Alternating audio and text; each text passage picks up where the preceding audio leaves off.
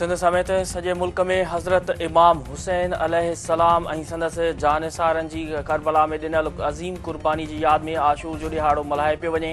कराची, हैदराबाद, सखर, लाड़काणे, नवाबशाह ऐं मीरपुर ख़ास समेत हर नंढे वॾे शहर में मातमी जुलूस कढी आज़ादारी कई वेंदी। मजलिसूं पिणु बर्पा थींदियूं। रोहिड़ीअ में 500 सालनि वारो क़दीमी नवंढालनि वारो मातमी जुलूस रवां शाम जो नर। सदर आसिफ अली ज़रदारी चयो आहे त करबला ज़मीर, किरदार ऐं दीन जे असुल रूह जो इम्तिहान हो। इमाम हुसैन अलैहिस्सलाम जो अज़ीम पैगाम उसूलनि ते ॼमी बीहण, ज़ुल्म ऐं ॾाढ अॻियां न झुकण जो आहे। अॼु मुल्क खे पेश ईंदड़ चैलेंजनि जी भेट में खेनि क़ौम तौरु हुसैनी किरदार जी ज़रूरत आहे।